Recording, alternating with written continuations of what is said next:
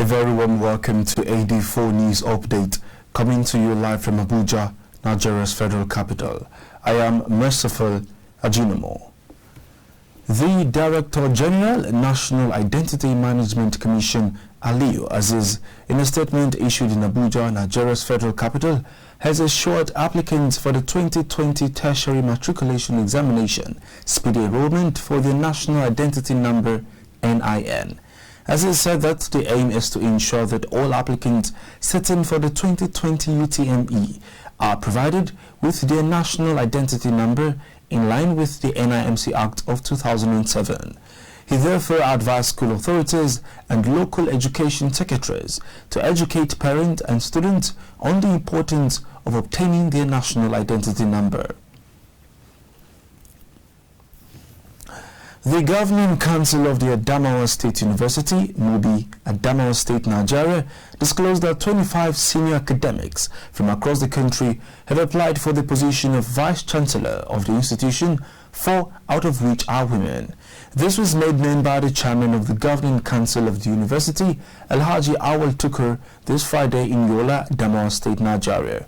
According to Tukur, the 4 female applicants are Professor Caleb Tawa Farauta, who is the current acting Vice Chancellor of the University, Professor Anna Margui, Professor Fatih Adamu, and Professor Jennifer Audu.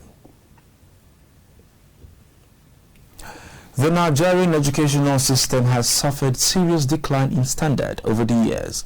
This, some claim, could be attributed to inadequate funding required to provide facilities and a conducive environment for teaching, learning and research, while others contend that the youths these days feel education is not a means to an end.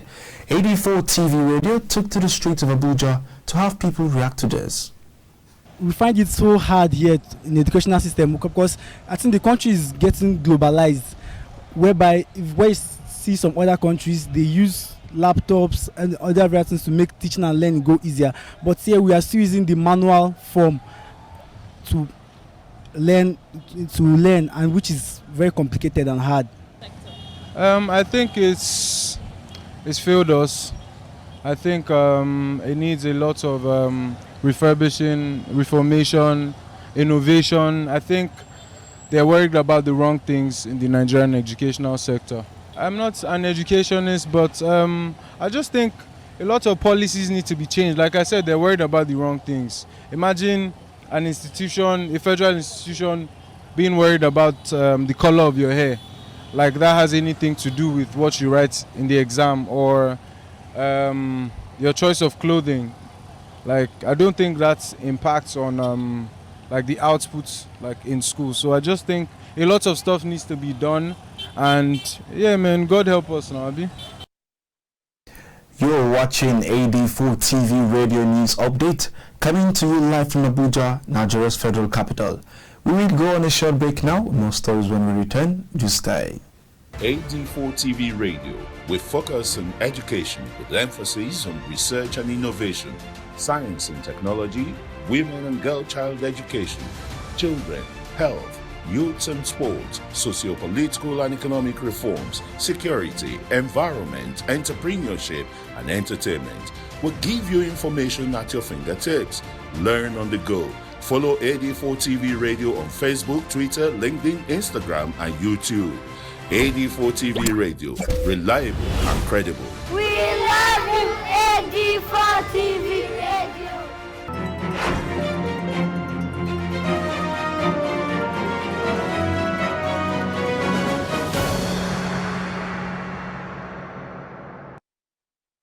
Many thanks for staying.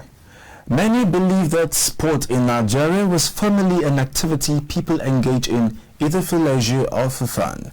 But the reverse seems to be the case now, as so many have taken it as a means of livelihood. In the quest to find fulfillment, people tend to pursue a particular career they are passionate about, and in the process utilize any given opportunity available without minding the consequences. Currently in Nigeria, youths, especially the male ones, prefer pursuing a career in football rather than in education. Our crew spoke with some sportsmen on reasons responsible for this. We have a lot of graduates like on the street today without jobs, and once you make it in football, If I had finished school and I have served what I'm earning right now, I wouldn't earn it. It's actually necessary to combine education and football. The problem is majority of footballers in Nigeria today are pursuing this career as a means of economic migration. Most of them are poor. Most people from poor backgrounds, they want to use football to change their lives. To me, the best combination of things in life for somebody who so much loves football is the combination of education and the game itself.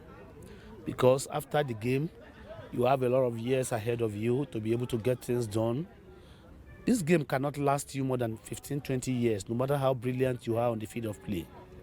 According to a report released by the National Population Commission, 20% of Nigerian children between the ages of 6 and 59 months are living with sickle cell trait. Acting chairman of the NPC, Bimbola Salahundein, made this disclosure at the launch of the Taraba State NDHS report in Jalingo, Taraba State, Nigeria. In a statement, she said the survey was carried out in a sub-sample of more than 11,000 children, adding that the prevalence rate is above 2%, with Oyo, Lagos, Osun and Kano states topping the list of highest cases of sickle cell in the country.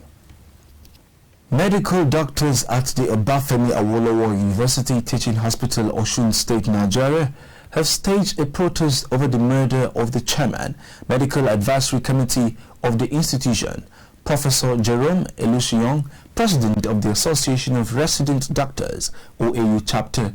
Dr. Omoni Ayo, speaking to pressmen, said Professor Elusiong was murdered on his way back from Ambrose Ali University last Friday, where he went for an external examination supervision for the Institute's professional examination.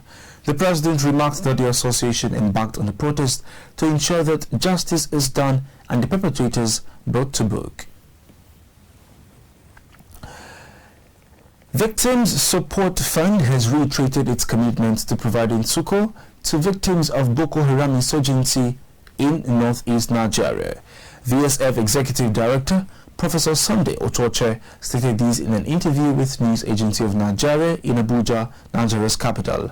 Ochoche said over 20,000 women are currently benefiting from VSF's economic empowerment program in the affected communities. That's it in AD4 News Update, coming to you live from Abuja, Nigeria's federal capital. You can join the conversation on our website at www.ad4tvradio.com. You can like and subscribe to our YouTube page at AD4TV Radio. Don't forget to follow us on our social media handles at AD4TV Radio on Twitter, Facebook, LinkedIn and Instagram. Many thanks for watching. I am Merciful Ajinomo.